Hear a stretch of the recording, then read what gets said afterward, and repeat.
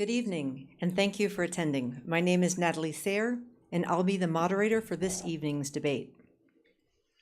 Before we begin, please silence all phones and electronic devices. Additionally, please refrain from any interruptions to the debate, because not only are we filming this for on-demand viewing, also post-captioning services. And so the people who are trying to capture the audio, it causes an issue. The Citizens Clean Election Commission is the sponsor for this evening's event.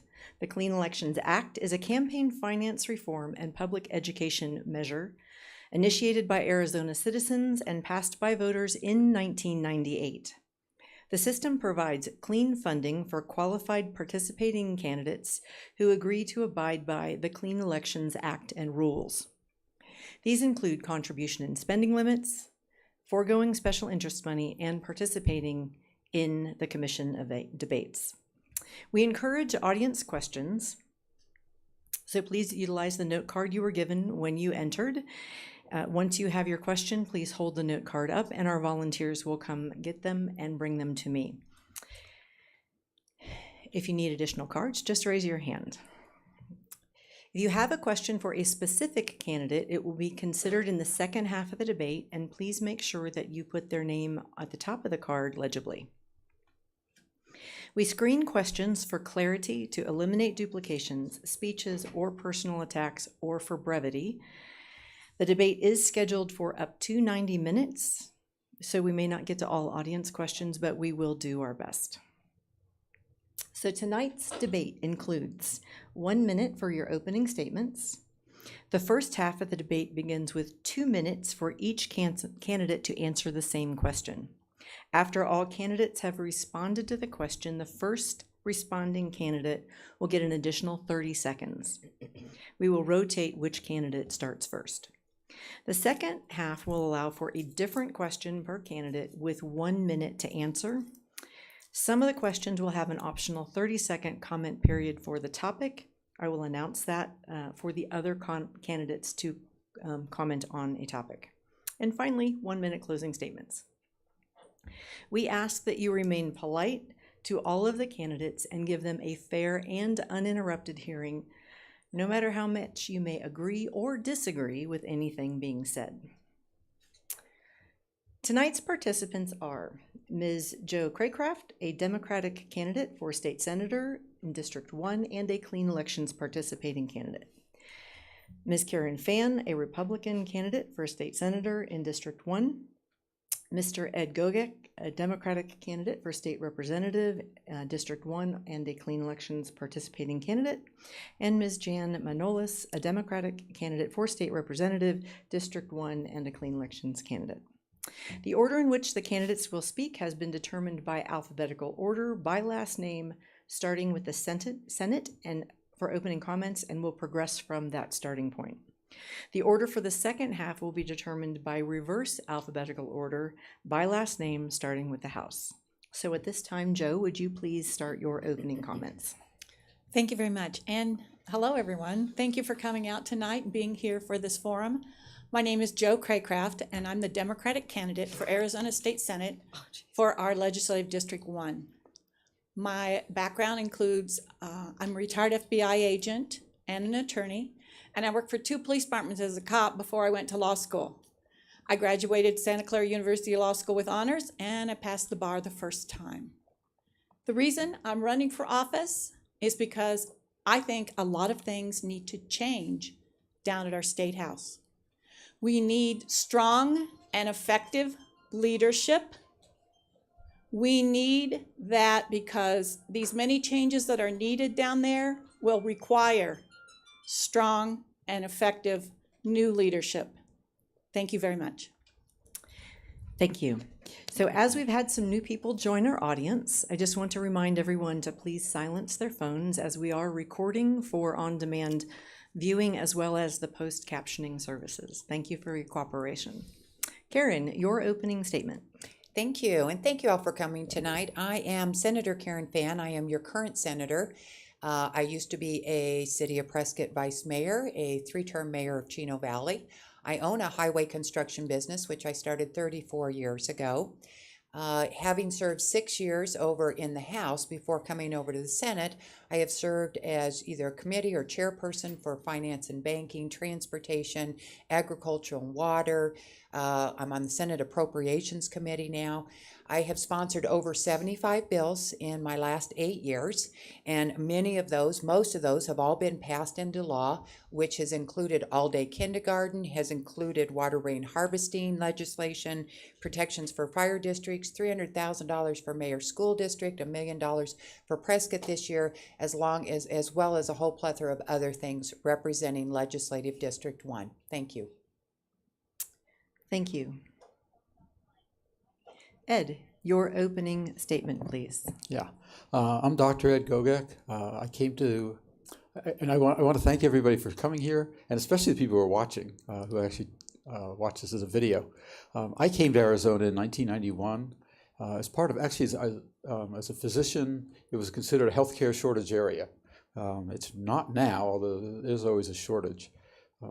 And I've worked in Arizona. I'm a psychiatrist. I've done a lot of addiction work. I've worked in jails, prisons, homeless clinics, done a lot of private practice. I'm doing right now a lot of community mental health work. And I'll tell you, there's a lot of issues that we're facing: schools, healthcare, climate change, water, and they all come out to be very similar.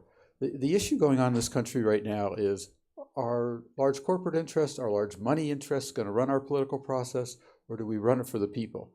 And unfortunately, it's gone mostly to the money. And I am running to see if we can change that. I'm somebody I've really had it up to here with for-profit medicine. And I look around and I see some of the other for-profit things going on. I'd like that to stop. Thank you. And Jan, your 1-minute opening statement. Hi, I'm Jan Manolos, and I'm running for the State House for LD1. And thank you all for coming, and as Ed mentioned, to our viewers that may be joining us at different times of the day or night. I moved to Prescott 4.5 years ago and became immersed with the health care issues, taking care of my husband who was diagnosed with dementia. And as I moved through the system, I found that rural medicine in Prescott area, as well as Arizona, it needs a lot of support and a lot of help. And so I made it my mission to go ahead and be more of an activist in that area. With that said, with everything else that started coming up in our country, I decided that I would go into politics to try to help create avenues for our citizens to be able to get the services that they need. Thank you. Thank you. At this point in time, we'll begin the portion of the debate where each candidate will have 2 minutes to answer the same question. Again, we will be accepting audience questions throughout the debate. Just raise your hand when you have a card that's ready. Karen, we'll start with you. 2 minutes. What do you think is the most important issue for the future of our state? Thank you very much. Obviously, we have a couple of things. Education is going to be not only in the near future, but the long-time future of making sure that we have adequate funding, we have good, safe schools, and we are providing those resources for our young people to move into the next generations. Another big important issue is water. Water has always been a huge issue for Arizona, particularly up here in Yavapai County in the Big and Little Chino aquifers. So we need to work very, very closely on making sure we have adequate water resources, sustainable water resources, as well as sustainable funding for education. Thank you. Ed, same question. I actually think the biggest issue facing Arizona is climate change, because it's going to have such a profound effect on the state. We hear so much about what climate change will do to the coastal states, but actually Arizona is in the middle of a drought. Our water supply is running short, and that's due to climate change. It's due to the decreased snowpack in Colorado. We have warmer winter temperatures, warmer nighttime temperatures. They're predicting the end of the century is a long ways away, but grandchildren of people here today will live to see that. And the problem in this state is we basically have a legislature that's hostile to any thought that climate change is even a real problem. We have a utility, APS, that spends millions of dollars trying to defeat candidates who care about climate change, who want to do something about it, who want to bring solar power and wind power, renewable energy to the state. And so once again, it gets to the point where we've got moneyed interests that are very short-term thinkers, and the short-term's okay, but long-term, a couple generations out, this state will really suffer. The drought will become really severe, parts of the state will become unlivable, our water supply will run short. We're already having places where homes are, the wells are running dry, places are running out of water. We're starting to fight over water. I mean, a lot of the fights going on in the state have to do with water, and shorter, where there's really less and less of it. We're set up for a big fight with California over water. And we can do something about climate change. I think we should, number one, we need to take it seriously, and then we really need to push for renewable energy, electric vehicles, anything we can to decrease fossil fuels, to and the other, decrease all sorts of petrochemicals. There's numerous ways that people don't even think of that we are creating this. Thank you. Thank you. Jan? I believe the most critical issue that's facing Arizona currently is the funding of our schools. Currently, we do not have a sustainable funding source for our schools, and we need to make sure that we do have a sustainable funding to make sure that we pay our teachers an equal wage with others in the country, make sure that our buildings are safe, make sure that the air conditioning works or the heating works, make sure that our school buses are safe for transport. And we also need to make sure that we follow the same standards regardless of what the school structure is. And one of the problems that we're hearing right now is that we don't have the funding, and a lot of funding is going into resources such as our voucher systems and so forth. So we need to make sure that we have accountability to sustain our public school funds, and that they don't go into alternative channels that don't necessarily benefit all of the students of Arizona. We need to make sure that we have the same standards for all schools, whether they are a public school, a charter school, homeschool, something of that sort, so that the criteria that all students are given for their training, they are able to pass. We need to also look at more liberal studies. We need to make sure that our schools are more of what they call the stream, where we're talking about science, math, liberal arts, and so forth. We also need to make sure that charter schools are following the same transparency that the public schools have, and that indeed our students that go to charter schools are receiving a quality education. We also have to ensure that charter schools are not for profit, that if they are for profit, that they should not be able to receive Arizona public funds for education. Our kids are infrastructure to support us as we move forward in our future. It's up to us to ensure that they receive a quality education. Thank you. Joe? Thank you. The most important issue, I think, in our state right now facing us is change. And like I said before, a lot of things need to change down at the State House. The people need to change down at the State House. But in particular, we need to fully fund public education. It cuts across all aspects of our state, and these people that are down there, or have been down there and still are, our House and Senate leaders, have been the perpetrators in defunding our public schools. They'll try to take credit for this last bit of funding that was voted for at the very end of the session, but you know the facts. They were forced to do that because of our courageous teachers.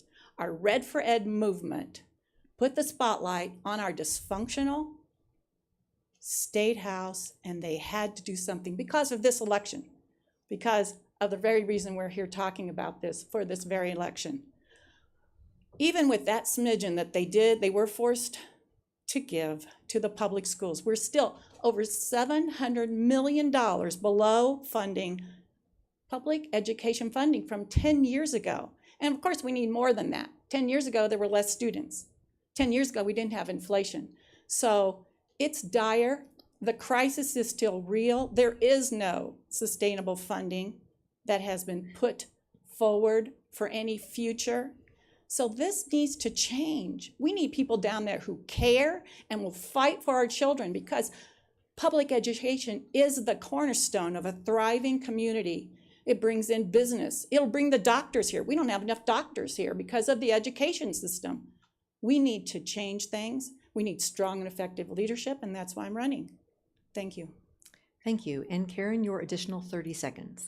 Thank you. Well, the sad thing about this is that a lot of numbers are thrown out there. Reality is 10 years ago in 2008, that's when, just before everything went to crashed and burned, we had a lot of extra money. We were able to give what I call Christmas bonuses because we had a lot of extra money that we were able to pump into our schools and our infrastructure. Unfortunately, the bubble burst.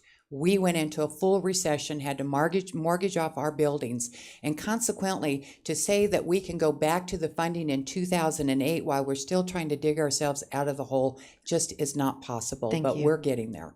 Thank you. Ed, next question, we're going to start with you. Is there any issue that you would likely break from your party and vote against your party? If so, what is that issue and what would be your reason for doing that? Sure. I'm an addiction psychiatrist. I've written a book really critical of current marijuana policy in this country. I'm not too happy with the push for drug legalization. And I disagree with my party, although I find myself disagreeing more and more with the Republican Party, too, as the libertarians take over, because they're very pro-legalization. And it's actually a lot more fun to stand up to both parties than just your own. So my view on this is that we hear a lot about the opioid epidemic. I work with opioid addicts. That's what I do for a living. And we've really been misled on this a lot. The opioid crisis was partly caused by the drug companies, but today, most opioid addicts are street drug users, they're heroin users, and they started as teenagers with alcohol, tobacco, and marijuana. And what addiction doctors will always tell you is, if we could prevent the use of those three drugs, we would stop the opioid epidemic. And you'll notice no one's talking about that and no one's doing it. And the reason is, those three industries have a lot of money. Pharmaceutical industry has a lot of money too. So I am really for reining in these. There really is no reason that we should have for-profit addictive drug industries. Their whole motivation is to get people hooked, to get teenagers started. I find this incredibly frustrating. I mean, I earn a living off of it, but it's a terrible way to earn a living. The opioid epidemic is completely preventable. And what we need to do is stand up to these industries and really rein them in. I want to mention something else that doesn't get talked about a lot, which is coerced treatment. And it is happening in the state, but it should happen so much more. There's a lot of people who think, oh, people who are addicted, we shouldn't arrest them, we should just give them treatment. Well, I work with addicts, and arrests are what get people into treatment. The threat of jail is the number one reason people come to treatment. My patients tell me that getting arrested was the best thing that ever happened to, because it forced them to get clean and sober. So I really want us to keep the tough drug laws, but use them not to punish, but to get people into treatment. Thank you. Jan, same question. I cannot say that I have a passion towards anything that the Democrats are against at this point, as Ed demonstrated, and go Ed. I do have arguments greatly with the Republican Party and some of their approaches on things, but I do tote the party line. I am for restoring public school funding. I want to see access to public health care for families and for seniors. I want to make Arizona the national solar capital of the United States. I really look for increasing water conservation and groundwater protection. I want to look for equality for all, and I think that some of the things that we've been witnessing in Washington the past couple of weeks has been kind of a disgrace in what it's doing for women's rights and so forth, and not just with what Dr. Ford had presented, but just some of what Judge Kavanaugh's issues have been in the past, which seem to be overlooked. I really feel it's important that we should look at each person with an equal basis and with a fair understanding. And lastly, I think it's really important that we protect our families, our homes, and our communities from violence, from drug use, from the different types of things that can affect us. Thank you. Thank you. Joe, same question. I'm not in disagreement with the broad base of our issues in the Democratic Party. What I am issue with is that we haven't done enough to change the water laws in the state of Arizona. Ground Management Act was founded in 1984. And nothing has been done on that in significant ways to change the laws that were written back then. The laws back then were geared towards new development. And we needed new development. That's what we wanted in Arizona in 1984, but now we're in 2018. And what we need is fair water law that's equally fair for new development as well as for existing construction and existing homes. So here in particular in LD1, we have the water issues that we need regulations. We need to fund ADWRs so that they are a controlling regulatory division that really has the power to regulate the use of our water here. We have not been in safe yield since the 90s. And safe yield is when we are recharging as much water into our aquifers as we are removing. So that needs to be regulated. That needs to be changed. We also are having considerations of using the water that is in Big Chino Basin. That aquifer has lots of water. It's not being regulated. And we, in this district, in our management system, we own rights to some of that water. So that needs to be regulated as well. And these are things that haven't been done and haven't been looked at. And that needs to change. And that will change with strong and effective leadership. Thank you. Thank you. Karen, same question. Okay, so I think the question you asked is would we ever break away from our party on an issue? Wasn't that the question? Thank you. Yes, I'll repeat it. Is there any issue you would likely break from your party and vote against your party? If so, what is that issue and what would be your reasoning for doing that? Great, thank you, Natalie. I tell you what, when I am down there at the Capitol, and this has been going on for 8 years, many of my wonderful Republican colleagues believe that everything should be state control. Now, there are things that are statewide concern. Obviously, there are things that we need to do on a statewide so that it is uniform statewide. But I'm a local control girl as well. Having been raised here in the Prescott area, having been on 2 local councils, I understand the importance of local zoning rules. We look at things like the sober living homes, the Airbnb things going on in our neighborhoods, things with our local school boards. There are so many things that I believe government is best closest to the people. And that means us making sure that we determine what's going on in our neighborhoods, what's going on in our schools. Now, obviously, we want to make sure that we never discriminate, that we follow the rules, the federal laws and the state laws with respect to that. But the reality is these are our hometowns. These are our schools, our kids, our neighbors. And it's important that we keep that local control here, and it doesn't mean that the state gets to come in and tell every municipality exactly how we should run our towns. Thank you. And Ed, your 30 seconds. So does that mean that you support Bisbee being able to ban plastic bags? That would be a statewide control issue, but we can discuss that later. Well, that's what I'm saying. Bisbee wants to do that individually. Anyway, what I'd say is the Democratic Party has actually been quite good on the addictive drug industries. Henry Waxman and Ted Kennedy spent their lives standing up to the tobacco industry. Patrick Kennedy is standing up to the marijuana industry. My party is a lot better at doing this.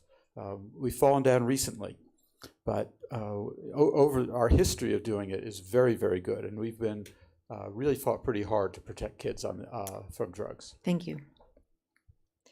Next question. Jan, we'll start with you. According to the Arizona Food Banks, nearly 1 in 6 adults and almost 1 in 4 children in AZ struggle with food insecurity. How would you use your influence in the legislature to address this issue? Sorry. Jan, we're starting with you. I was just thinking. That's I'm fine. sorry. That's fine.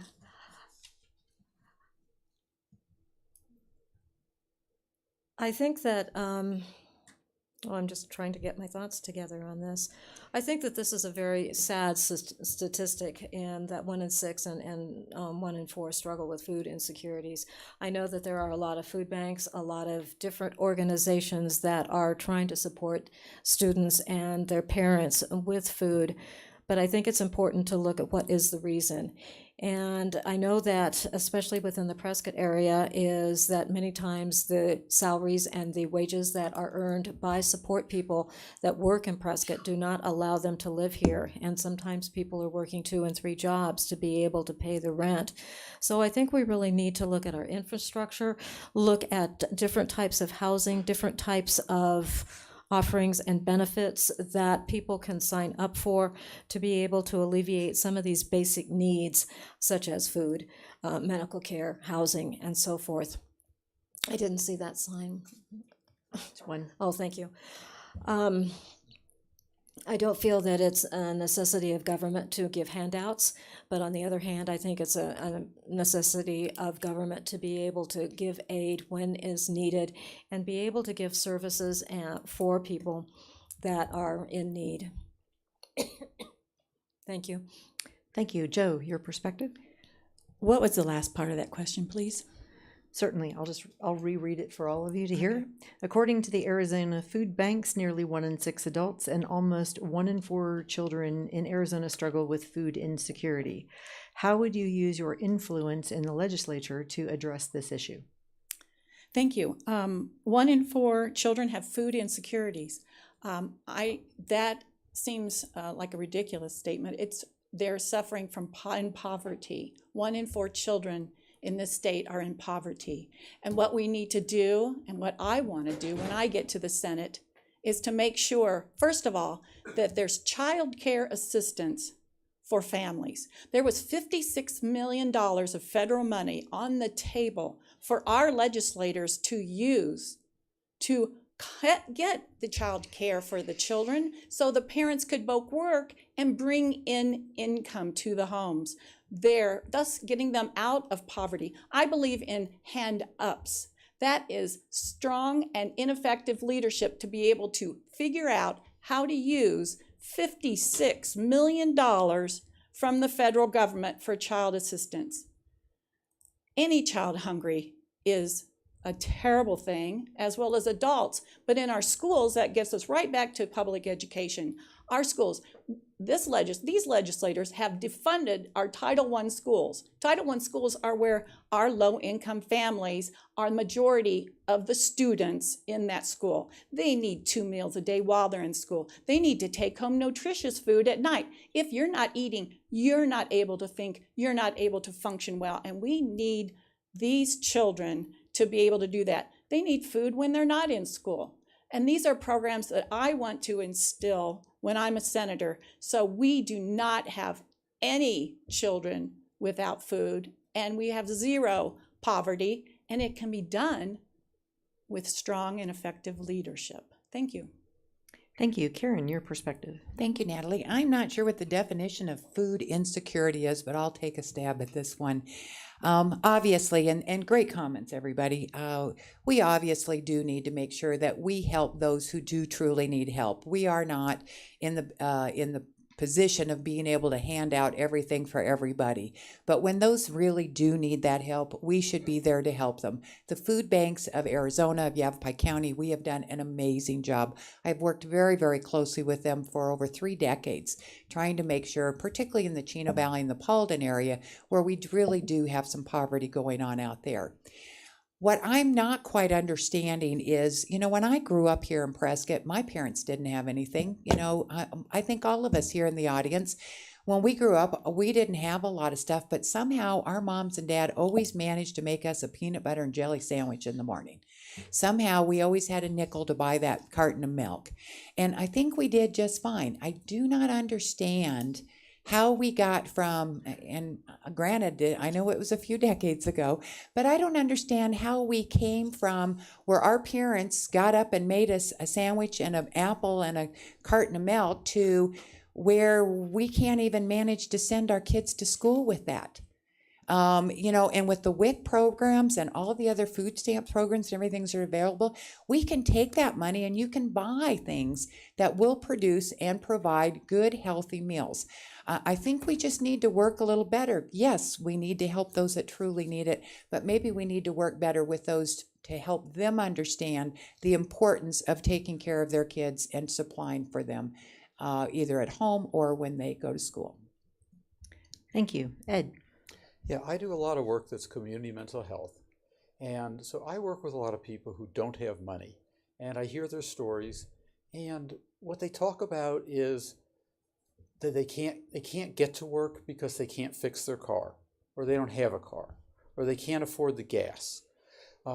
They can't afford, fortunately, most of the people seeing me have health care, but a lot of them, if they make a little bit of money, they get cut from health care, and then it's a choice between their medicines and other things. The problem isn't just food insecurity, it's financial insecurity.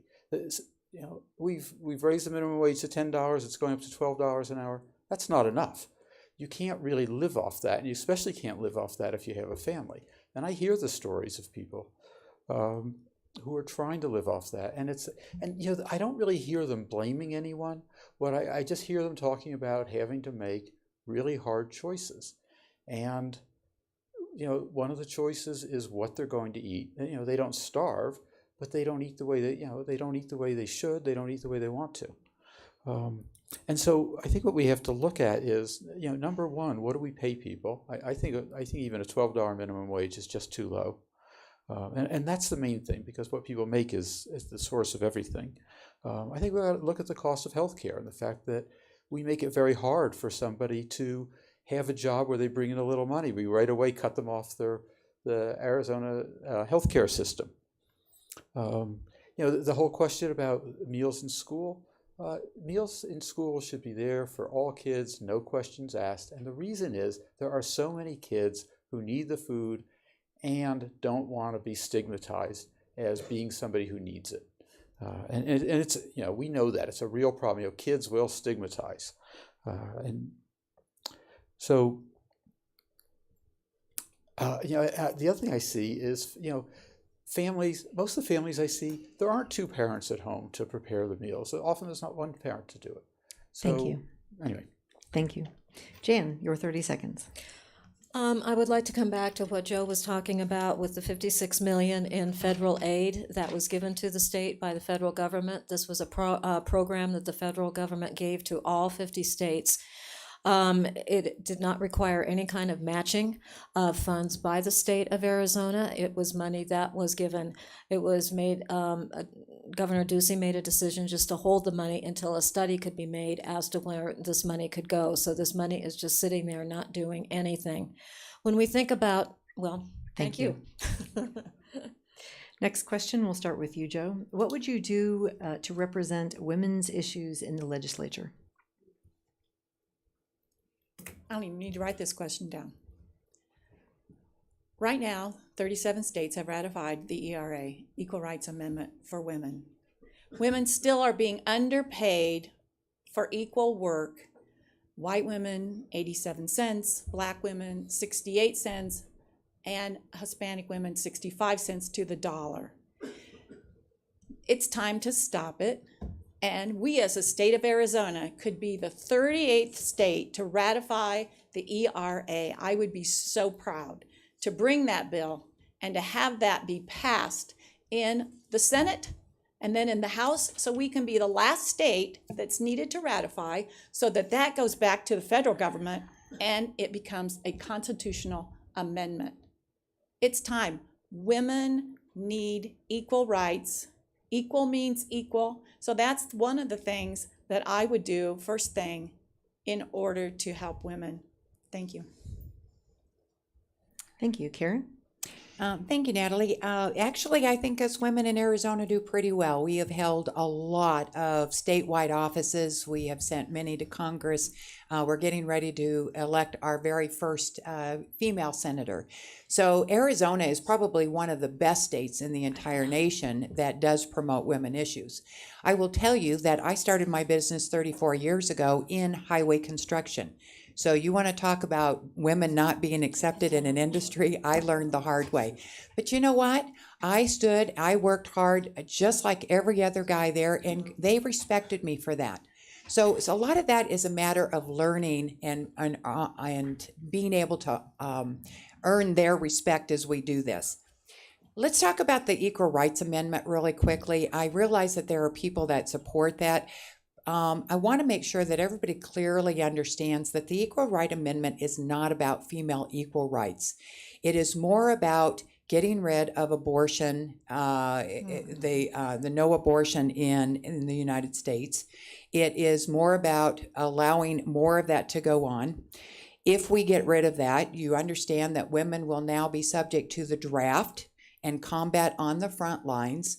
So when we talk about moving things on the Equal Rights Amendment, we need to be careful what we ask for.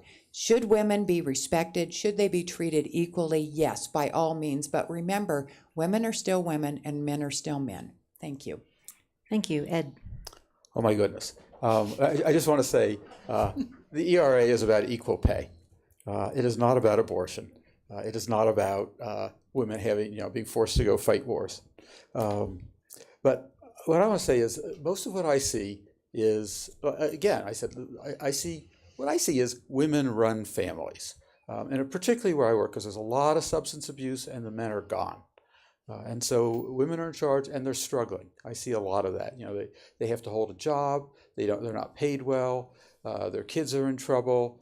The people who have troubles tend to have a lot of troubles, and there's simply not enough support. And I would really work at giving support for the people who are, and I'm going to they call them working families, I'm going to call them struggling families, because that's really a lot of what I see. And they don't get much at all. They get so little help, it's just amazing. And they don't really complain. I don't hear this entitled attitude from people. I hear very much they want to be able to work, and so women want to be able to work and support their families. I don't hear that sort of macho attitude I hear from men about that.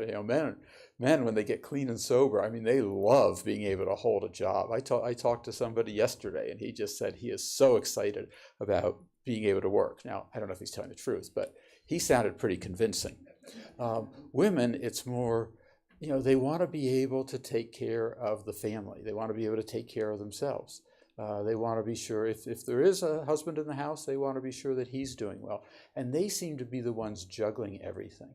And so I look at this as doing everything we can to help families. And this state does not help families, help struggling families. Thank you. Jan? I love this question. First of all, I will say that the ERA is not about abortion. I'm sorry, Karen, that is just really the furthest from the truth. It's really about women being treated equally. When I started in the workforce many, many years ago, it was in the computing industry, when in those days it was tab cards and stuff like that.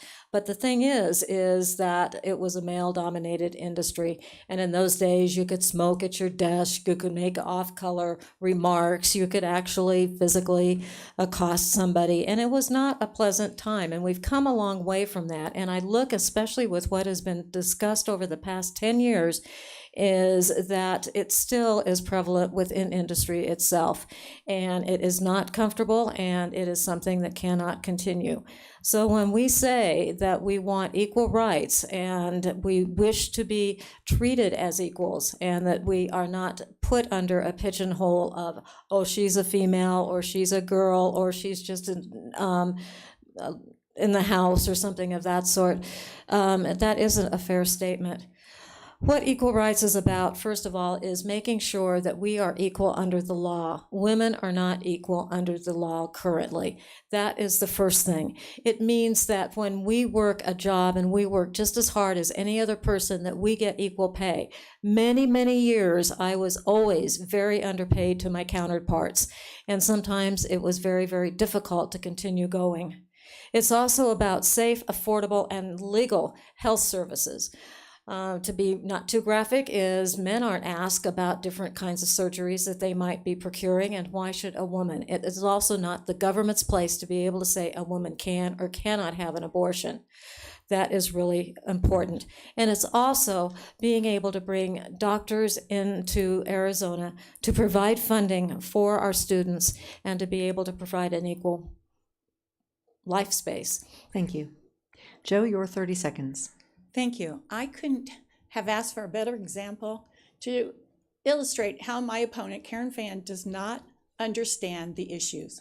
Last December, I was at an Anthem town hall meeting and she was asked if she would support ERA. She had no idea what it was then and today. She still has no idea what it is. Such an important issue for women in our state. We need strong and effective leadership. Thank you. Thank you. Karen, we'll start with you. This will be the last question that we'll ask in this round.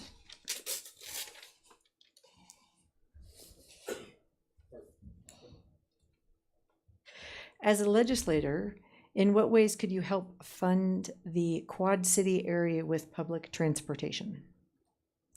Thank you, Natalie. Actually, thank you. That's a great question. First of all, because I was the original chair of the Central Yavapai Metropolitan Planning Organization. So when we reached a population of over 200,000 in our area, we were able to start our own MPO. And that's what started a lot of the transit that is currently going on right now. Do we need more? Yes, absolutely. As mayor of Chino Valley, I also was able to help with starting the transit system that we have out in Chino Valley. And I work very closely with the existing transit agencies here going on. In fact, I was in meetings for hours and hours like a month ago because we're trying to get more funding for the area.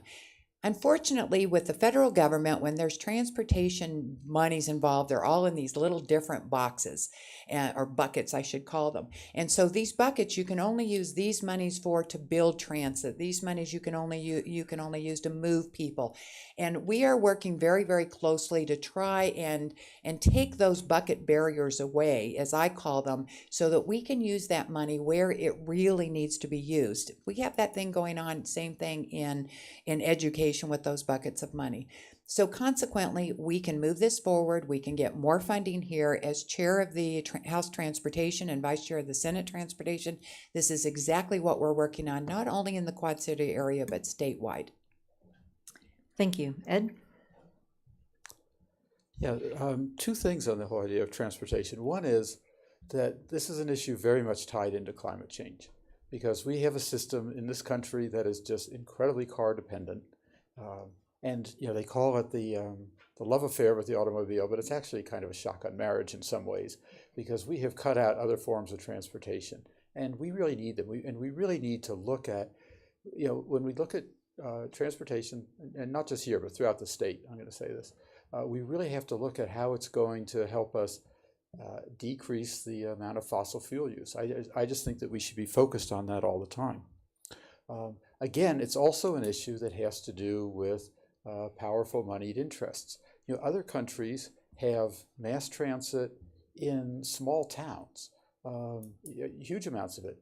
In Europe, they have trains going to all the small towns. You can go all over Europe without a car. It's very hard in this country. We used to have that in this country, especially in the Midwest. There used to be a huge electric mass transit system, and it went to small towns, and people used it.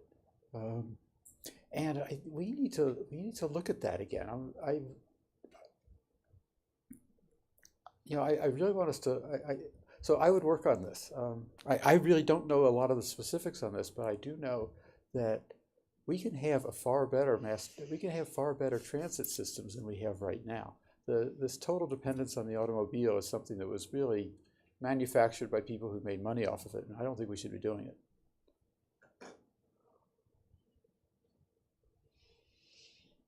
Are you finished? Yeah. All right, thanks. You looked like you had another thought there. Yeah, I could think, but that's okay. Jan? Thank you. I agree with Ed. I think that it is the love of the automobile that has kind of put the whole United States into this structure. I grew up in Southern California, and in those days as a child, we had the little red car that was actually for a dime. You could go from downtown LA to Venice Beach, and it was a great system. And then when buses came into effect and everything else, and the rapid transit came forward, is they took out all the red cars and brought in buses, and of course they were steaming with all sorts of pollutants and stuff of that sort, and it just didn't work, and so everyone then went to the automobile, and I think that that has happened throughout the United States. I think that I had heard that there was a rail that went from Phoenix up to the Prescott area, and that was pulled out at some point in time. That may not be correct, but I think that we have to get back into the mode of accepting mass transportation, but we also have to expect that mass transportation will meet our needs for moving around town or moving around the state or around the country. And so at this point, I really look at it as more of a federal obligation for infrastructure to try to get our rails back into the system, trying to be able to provide different tools, but then also you can have a rail going through Flagstaff, but how do you get down to Prescott without a car or something of that sort? So we really need to look at this system from a very global, and I don't mean a national view. And so as Karen had mentioned, is if we really have a lack of dollars, especially federally provided dollars, we really need to look at how we can best use them. But we also have to look at our own technology with our kids and with schools and training and so forth to see what we can maybe do within the state with our own talent to be able to move forward to come up with solutions. Thank you. Thank you. Joe? Thanks. Yeah, we do need more transportation in the Quad Cities. That's very much a necessity. And there is federal money, and we need, well, what I'd like to do is bring our stakeholders together and use county money as well as city money to make sure that we have transportation between the areas and in the areas. It's so lacking. We have an elder population here. They need transportation to get around. So it's very necessary and it's very needed. So that's the idea. You have to find funds, but you need to get to the stakeholders so that we do use the federal money, even if it's difficult to get the federal money from the different buckets. I think we can do that. So that's what I would do. I would work to get the money so we can fund more public transportation in this area. Thank you. Thank you. And Karen, your 30 seconds. Yes, as I mentioned, having served on 2 councils here, we've actually worked on this over the last 30 years. And we have worked very closely with Prescott Valley, Prescott, Yavapai County, all of the entities around here. One of the key issues we have in this area, it's not like downtown Phoenix where we have even roads and people can get there. We have an elderly population here. We have uphills and downhills. We are sprawled out. We are rural. So we have unique situations here of just getting the people to a bus stop, which isn't easy for our elderly population. So we have specialized situations we need to deal with here. Thank you. So at this time, we will transition to the second part of the debate where each candidate will receive a separate question and 1 minute to respond. Additionally, on some of the questions, the other candidates will have an optional 30 seconds to comment the topic. Please wait for me to acknowledge you. Give me a hands up and I will call you out for that 30-second time so that we can keep our timekeeper on track. So audience members, I want to remind you, you can still submit questions, direct them to a specific candidate, and please just put the candidate's name at the top of the card. Jan, the first question is for you, and we'll do an optional 30-second comment period on this. What is your position on Prop 127? On Prop 127, I will vote yes on 127. I believe it's very important. One of my platform issues is to make Arizona the solar provider for the United States. I feel that since we have over 300 days of sun, that we should be utilizing it and not necessarily depending on fossil fuels and so forth. 30 seconds, that's upside down. Yeah, thank you. No, I vote yes. Thank you. Thank you. And would any of the other candidates like the 30 seconds? I see Karen, then Ed, and Thank then you, Natalie. Joe. I am an absolute no on 127, with all due respect. This is way before the time needed. First of all, we have a lot of renewable energy, but to allow this to go through, our residential homes, they estimate they will go up $1,250 a year. The schools will go up. Even our schools are against this because they know their rates are going to increase. We cannot afford to close down the Palo Verde nuclear plant, and the 3,000 employees that are there, only to spend money to build more infrastructure. Thank you. Ed? Yeah, I just want to say that that's a myth. Palo Verde would not be closed down. And there's a lot of myths that have been spread by APS. And I got to say, if there's ever an argument for taking the profit out of industry, APS is it. You know, if they were not a for-profit industry, they would not be fighting against solar and wind. But they know that their money comes from fossil fuels, and they're trying to help their shareholders as opposed to what's best for Arizona. And that's just a crazy system. Thank you. I would add that schools are not against Prop 127. That's not true. And there's not a lot of renewable energies. It's only 6% right now of renewable energy coming from our large energy companies.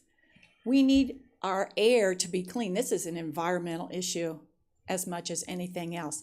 Both sides have disagreed on, is it going to be less cost? One side says yes. They're already in the works to build more coal or fossil fuel systems. Thank you. Thank you. Next question. Ed, we'll direct this to you. I Sorry. I apologize. Go ahead. Oh, thank you. I also agree that Palo Verde should not be closed down. And actually, with technology right now. Wait a minute. Actually, you started with this, Jen. Yeah, but can I? No, you can't have you cannot have an additional 30 seconds to your 1 minute. You've confused the moderator. I am so sorry. I didn't mean to confuse you. I just wanted to speak. That's okay. But we are going to move on to Ed's question. Okay. And this question will have an additional 30 seconds for anyone who is not Ed if you want it. All right, Ed, your question. What are your thoughts on the Arizona prison system and what reforms might you want to see instituted?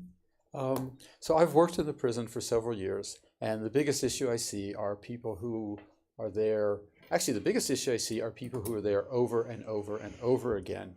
2/3 of all the people in our prisons have substance abuse disorders. They're not getting treated. I would ask my patients, have you ever been arrested for anything you did clean and sober? The answer is no. But they didn't know how to get treatment. They didn't know how to stay in treatment. They've had head injuries, horrible. They're not good at it. We need to use the criminal justice system to, and I'm going to say this, coerce people into treatment and keep them there. It does not work to say, oh, let's do treatment instead of jail for two reasons. One is these people committed really serious crimes, including murder, and the other is they don't stay in treatment. So the best systems that work are like drug courts, which were originally invented by Democrats, but are now really, the Republicans are behind them more. We need to use the entire criminal justice system as a system to assess people for substance abuse and psychiatric problems, get them into treatment, and keep them there. And that would reduce crime and a huge number of problems. Thank you. So I see Karen and I see Joe and Jen. All right, we'll start with Karen. 30 seconds. I agree with Ed 100%. That's my comment. All right. I am completely against private prisons. Privatizing incarceration is not the way to go. Paying for empty beds, contracting with the state so that we're paying for empty beds is not the way to go. There's a lot of people that are in prison for treatable offenses such as drug use or mental illness, but they're not getting in prisons the treatment that they need. Thank you. And Jen? I concur with Joe, is that basically there is no, with it being a for-profit organization running the prisons, there is no incentive to try to treat prisoners not to come back in again. Basically, they need to try to help them, whether it's through drug rehab, whether it's through education, whether it's through training, something of that sort, so they don't come back. And while this isn't a favorable mention for Ed, is that if we were to look to legalize medicinal marijuana, some of our lower crime prisoners would not be there and actually in programs that they would receive the treatment they need and not necessarily be incarcerated. Thank you.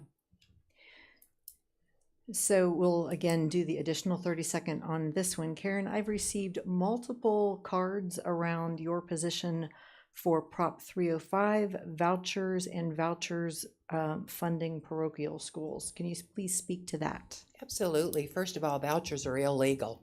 They were ruled so by the court. That's why we have ESA, Empowerment Scholarship Accounts. I am a firm believer in parental choice, but not at the expense of public schools. I have said this time and time again. We are so lucky here in Yavapai County, in our area. We have the most amazing schools, the most amazing teachers, which is why we are so blessed. But this is not the case around Arizona. Many of our districts are not providing safe schools or good schools for our kids. Therefore, those parents should have the ability to take their taxpayer dollars and be able to send their kids to schools that are safe, that can take care of them. But we do have to address funding. We do have to make sure that we have enough there. And we need to make sure that there is always accountability for both public and private charter schools. Thank you. I saw Ed first, then I see Jan, and then I see Joe. Okay. The empowerment scholarships are vouchers by another name. They had to change it, so they came up with something different, but they work the exact same way. They take money away from public schools and give it to private schools. It's not a choice because our public schools are already teetering on the edge. If you take any more money away, we are going to have substandard public schools, which is what the people in charge of this want. This is coming from a couple extreme libertarian billionaires, Charles Koch, Betsy DeVos, and it's not, in the rest of the country, conservatives don't like this idea. It's only happening in Arizona because they've spent so much money here and pushed our legislature. Thank you. Jan. One of the things that 305 is trying to block is that the expansion of the ESA program to give or provide unlimited ESAs, vouchers, regardless of the need. They had been in the past for people with students with disabilities or military parents, something of that sort. So this is really expanding this ESA program. It does take money from public schools. Thank you. Joe? Yes, thanks. ESA, their vouchers, call them what you will. This 305, I say no, vote no on it. We must repeal this law that Karen Fann, was a part of passing, giving our taxpayer money to private schools. Our public schools have 90% of our children. We need that money in the general fund to go towards public schools. Yes, school choice. I believe in it 100%, but not at the detriment of our public schools, which are still in crisis. Thank you. So we will do the 30 seconds on this one as well. This question comes from one of our youngest audience members. What would you do to ensure student safety, especially in the face of a school shooting? So Joe, that's for you, and then we'll do the optional 30 seconds should anyone want it. Well, the protection of our children in schools is one of our most important issues. And when we talk about gun violence, I am familiar with guns because of my background as a police officer and as an FBI agent. We need in Arizona common sense gun laws. And that would include universal background checks for all gun buyers. And that means the people at the gun shows, private sales. We need to make sure a person that has criminal background that should not have a gun or a mentally ill person cannot buy a weapon. That's one thing we can do. Now we have at some of our schools in this area, we have SROs, which are school resource officers who are police officers, have been trained with weapons. They're on the campuses. And what's happened in our area is the police department has worked with the schools as far as the funding and helping each other out. So they've been working together. Thank you. I see Jan. I think one of the things that we have to look at, again, is a little bit better gun legislation. I do believe in background checks for purchases of guns at gun shows and so forth. But I think another issue that isn't talked about, again, comes back to funding of our school systems, is that if you looked at school systems of 20 years ago, there were nurses on duty, there were mental health people on duty, there were actually counselors on duty, and they were able to better identify if a child were in peril. Thank you. Ed. One of the best ways to prevent violence in the school, to prevent bullying, to prevent people who, to prevent suicide, is to prevent people from making threats, is to make sure that every child, every teenager actually has an adult who they talk to, who they're somewhat friends with, because kids will talk about what's going on. The kids hear it first, but they don't know how to act. But if they have an adult who they talk to regularly and comfortably, they will tell them, and then something can be done to prevent this. And that has been shown to work. Thank you. And Karen. Thank you. Yes, I served on the committee, which when we heard 5 hours of testimony on school safety, we had a great bill. It provided 11 million more money for more SROs, more school counselors. Unfortunately, politics got the better of everybody on this one, and it never got passed off the floor. So in this next session, we will be bringing that back, and we will be making sure that our schools are much safer than they haven't been in the past. Thank you. Thank you. Jan, your next question, and we'll just do this individually. What do you think should be done because of the water problem? Would you consider limiting development? I think that that has to be looked at, but I also believe that there are ways that we can better conserve our resources, that we don't necessarily have to say we can't, or that we should block development itself. I think that a lot of us, I think that for one thing, talking about development is that I think we need to be more aware of what we can do to make new development very cognizant of water conservation. We go back to kind of the concept of a long time ago with cisterns and stuff of that sort, that we should really be saving our rainwater. We had a wonderful rain over the past several months, and yet that water just kind of drained away. If we had saved that, we could provide water for our landscaping, for a lot of non-potable uses and so forth, and that if we start to conserve our water, that possibly we can reduce our water usage and be able to support development in a fair way. Thank you. Thank you. Ed, your next question. So What is? You don't comment on all these? Nope. Oh, that's done. Okay. I will announce if there's a 30-second comment period ahead of the question. Okay. So this question is just for you. What is your position on sanctuary cities? The reason this is an issue is there's been basically stonewalling, or really almost legislative sabotage against doing anything about our immigration issues. When Ronald Reagan was president, we dealt with the immigration problem. People got together, they actually passed laws to solve things. Now we got into this partly because under the Bush administration, they were basically letting people in because their friends wanted cheap employees. And so we ended up with a huge problem with people who are undocumented. It was done intentionally. And then we had John McCain trying to get the country to do something about it, and his own party was fighting against him. It's a small number of people who just do not want to do anything on immigration. And that's what it is. And the sanctuary city, I consider a protest against that. I don't like the idea of people disobeying the law, but I really don't like the idea of people making it impossible for us to resolve this problem. Thank you. Karen, this one is just for you. Do you support fully funding public education, and where might that money come from? Yes, thank you very much. Of course, I support fully funding education. We do need to bring those levels back up. We need to find some good ways to be able to do that.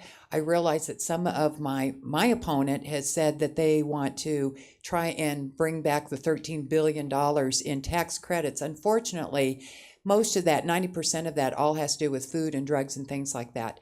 We can look at some of those tax credits that are maybe outdated, but there's only going to be a small part. We have passed 123. We just extended 301. I believe that we should be able to reduce a lot of the overburden and regulation that goes on right now in our bureaucracy to save money. I think that we can do better with the pension funds that is going on right now that's costing us a lot of money. We can do better there by still allowing those benefits for our teachers, but by doing it much smarter and financially sound. So I think we have a lot of ways to go, and we should be able to accomplish that. Thank you. Joe, this one is just for you. So audience member is curious about your position on various taxes. For instance, a sales and vehicle tax better than an income tax. What's your position on taxes? Well, we need a broad tax base in the state of Arizona. With a broad sales tax base, that will bring the necessary money in for a thriving community. And when we're looking at Prop 126 and making a constitutional amendment that we are not going to tax services that aren't being taxed currently ever, that is not the way to go for Arizona. We need to have the opportunity in the legislature to bring in taxes if we need them for public education, infrastructure, for medical needs for people. So I believe that we need a very broad-based sales tax. Thanks. Thank you. This will be the last round of directed questions, and we will again start with you, Jan. Given Arizona's national rankings in college readiness and graduation rates, what would you do as a legislature to help Arizona students and schools move into the top 10? And we will do an optional 30-second if you would like to comment. Well, unfortunately, the Invest in Ed did not make the ballot for reasons. I think it's important to bring some of the tax credits and tax reductions, rescind them so that we can put money back into our schools, so that we can start teaching different programs for our students and give them the exposure to the liberal arts, to the music programs, the art programs, and also take away the structure of testing. Testing, we have understood, is not an appropriate way for learning. It does not provide for long-term learning. It does not provide for any kind of structure for career development and so forth. So I think it's important that we again look at funding for our public schools and being able to ready our students for either the workplace or for moving on to the universities as a student from one of the top 10 states of the country. Thank you. Thank you. I see Ed. Yeah, the main thing we can do to help children and teenagers get ready is to fund our public schools. There's been an intentional movement to starve public schools by people who want to privatize our education system, and they are focused on Arizona, and we need to fight against it. We need smaller classes. We need real teachers, not people who just are, kind of okay teachers. We need people who are really well trained in it. That's the way you do it. This whole idea of starving our public schools is killing the goose that laid the golden egg, because education is what makes this country wealthy. Thank you. Joe? Yeah, continue on that. Top 10. Could I hear the question again, please, so I know exactly? So given where Arizona ranks nationally in college readiness and in graduation rates, what would you do to put Arizona's students and schools in the top 10? Yeah, it goes back to funding public education, which hasn't been done, and there are being bled. We have overcrowded classrooms because teachers have left, and then of course we have uncertified teachers, which was a law that was passed by the legislature to try to alleviate the problem of the lack of teachers, rather than finding the money for funding public education. Where there's a will, there's a way, and that's what needs to happen so these students can get a world-class education in Arizona. Thank you. And Karen? Thank you, Natalie. I just want to give a huge kudos out to all of our schools here. The new scores came out. You can read it in the Arizona Republic. Our schools did amazingly well, and I can't wait for you to read them all. The second thing is I also want to bring up that not everybody needs to go to college. We have a great JTED, CTED program, and that is where we are teaching people how to operate equipment and mechanics and things like that. There's good money in those. So we need to encourage our kids that if that's the best path for them, let's send them to our JTED schools and not necessarily to college. Thank you. Ed, this will be your final question, and we will also do an additional 30 seconds for this one. If elected, what steps would you take to continue to diversify Arizona and LD1's economy, and what industries and sectors would you focus on? Yeah, great. I gotta think for a second on this one. I mean, Arizona has, we tend to be focused on a couple of things. We tend to be focused on, tourism is a huge part of our economy. It's about, I think it's like a quarter of retail sales. Construction has been really huge, and so when we don't have construction, we don't do as well. I think, I'm gonna go back to what it takes to attract really good businesses, and what it takes is a well-educated workforce. It takes a clean and sober workforce, which employers really like, and it takes having a community that people really want to live in, and that means protecting our water supply. That's really one of the number one things, because it's very scary for a place to come here, and it also means having really good schools. I mean, if we turn Arizona into the place that people want to live, businesses will want to locate here, and we can get all sorts of businesses, and not just the ones that we most commonly have that has left us really undiversified. Thank you. I see Karen and then Jan. Thank you. I just want to note that we have an amazing diversity here in Prescott. Remember, we have an older retired population. We have a very limited workforce to deal with here. So a lot of things we're doing with the Embry-Riddle Aeronautical College, we've got Yavapai College, we have the Air Park and the Davidsons and Ruger and everybody else. For the area that we have here and the population, the workforce, we're actually doing amazing jobs here because our council and our economic development committees here are doing a great job. Thank you. Jan? When we moved to Prescott, one of the biggest problems I had was finding healthcare providers for my husband. And as I started to research why this was, it kind of became apparent that Arizona does not have a good school system, and families do not want to come to Arizona because of the school system. And we see that with Intel's frustration with the plant that they built in Chandler. We also see that Amazon decided not to make the Valley area their number 2 corporate headquarters. So it's really important that we go ahead and look for stopping. Thank you. I just want to say, when we pass Prop 127, I think it'd be a great way to diversify our businesses here as we manufacture wind turbines and we get into the manufacturing and the technology of solar energy and how we can store solar energy. These things that we need the technology for these things. So that would bring us much needed diversity, because we do have a thriving area, but that would be a way to diversify. Thank you. Thank you. Karen, this one is for you, and optional 30 seconds to the other candidates. Would you support a bill requiring disclosure of dark money?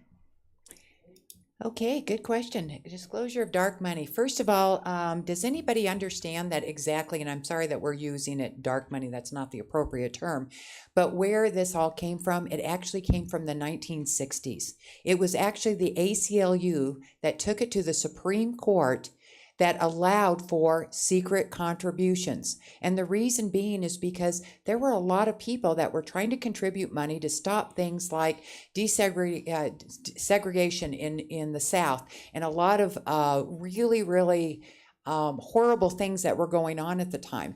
And it was actually the Supreme Court that ruled, that said we should have the right to be able to have our money invested to do our voices without the fear of being attacked or sanctioned against or anything else. So I think there's a lot more to this discussion that needs to be had other than just calling it dark money. Okay, I saw Joe and then Jan and then Ed. I think coming from a place of fear is what is talked about so often, and it's been up here, and Karen Fann has done this several times, using fear to stop the right thing. And the right thing is knowing who is donating money to whom, and acting like there's going to be retaliation and things like that is not the way to fight it. So we do need a bill to disclose dark money, outlaw dirty money, whatever you want to call it. Thank you. Thanks. Jan? I concur with Joe, is that we should have full disclosure of all funds that are donated to political campaigns. And why would they want to hide it unless they were trying to do something that wasn't correct or wasn't right or part of the values of the United States and our country? So I feel that it's very important that there should be full disclosure. Thank you. Thank you. Ed? Yeah. The dark money problem came from people who wanted to get rid of campaign finance control. Because we had a lot of control over campaign finance and contribution limits, and there was a real push, and it came from the Republican Party, to get rid of that. And I remember their mantra was full and complete disclosure. I remember Fife Symington saying that all the time. And then as soon as they got rid of this, then they said, well, we don't really need full and complete disclosure. It's a total bait and switch. Dark money, Richard Nixon said this very simply. He said, we need to be able to accept contributions because that's the only way we win. Thank you. So this will be the final question. Joe, it's addressed to you, and there'll be an optional 30 seconds. What can be done to make low-income housing available in safe neighborhoods?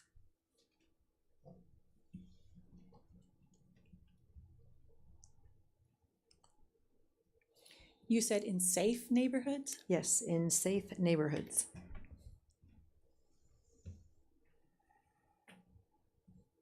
Well, there's a huge need in our area for low income housing. And we are so fortunate to have an area where our property values are going up. So it's more expensive to buy, it's more expensive to rent. But we do need low income housing. And as far as in a safe neighborhood, I believe that neighborhood safety is important, but I'm not sure what it has to do with low income housing. It sounds like an inference that low income people would not be safe people to have in neighborhoods. I think that's wrong. I think that we need to work with our communities, and this Quad City area is particularly in need of low affordable housing for the police and the fire too. Thank you. Thank you. Thank you. Optional 30 seconds. Ed, I see you. Yeah. Unsafe neighborhoods equals substance abuse. And I hear this from my patients all the time about where they're forced to live. And we can do that. There is no longer very much substance abuse prevention in this country, and especially teenage. And we really need to do that because it would clean up huge numbers of problems, including our neighborhoods. As far as the housing, good wages will, I'm going to sound like a real capitalist on this one. Good wages will give people the ability to pay for affordable housing, cheaper housing, and it will be built because there is some need for it. Thank you. Karen? Just a comment is that, once again, we live in probably one of the most amazing areas, not just Arizona, but all over. So we're very fortunate that pretty much all of our neighborhoods are pretty safe. I'm not saying we're perfect, but we are. Affordable housing is, it's always going to be an issue because not everybody's always going to have money to be able to pay the rent. We have a general plan, not only in Prescott, but Chino Valley, Prescott Valley, where we work with the developers to make sure that when we approve subdivisions, that a certain part of those areas actually have affordable housing. Thank you. Jan? I think it's important to understand that we have a lot of support jobs within this area. We have a lot of health service provider jobs, a lot of lower income jobs, and I think that it is behoovant to us that we make sure that when we look at development in Prescott Valley with the Quad Cities, that we proportionally say build our communities to meet those needs so that a community of development could have some lower income housing. Thank you. At this point in time, we will move to our closing statements, 1 minute closing statements, and Jan, we will start with you. Thank you. Again, thank you all for coming tonight and listening to our feelings about what we feel we can do in the legislature and what we can do to make Arizona a place that we all want to live and we can support ourselves. I'm very passionate about bringing in healthcare services and being able to provide healthcare for people that don't necessarily have the ability to secure it themselves. I'm very passionate about our education and funding our education, and I also believe that we can provide the technology to bring jobs for some of our different issues. I feel that if you vote for me, I will do my very best to be able to work across the aisle, to be able to bring in programs that will help us be the greatest state that we are. Thank you. Ed? Yeah, I grew up in a small city in central Illinois, and I just want to say, I went to public schools, and because schools are such a big issue right now, and everybody sent their kids to public schools. The richest people in town sent their kids to public schools, and they made sure that we had really good public schools, and it's a great system. I want to speak up strongly for the public sector. There's been a whole lot of talk about how the private sector does things better. It is not true. They do not. I'm really kind of fed up with this whole worship of the private sector. And so there's a lot of things where government does it best, and I think schools are number one. And that's one of the things I want to work there. But I'll tell you, healthcare is another one. I am not very happy with for-profit healthcare in this country. It does not deliver the best healthcare. Prisons have been mentioned. Private prisons have the incentive not to treat people, not to. I had a patient, I worked in a private prison once, and he told me, they want us coming back here, and they do. So I want to say that if I go to the legislature, I will not be a friend of any sort of big business or corporate control. I will be working for the people of Arizona. Thank you. Karen? Thank you for all coming tonight. Most of you know me. I grew up here in Prescott.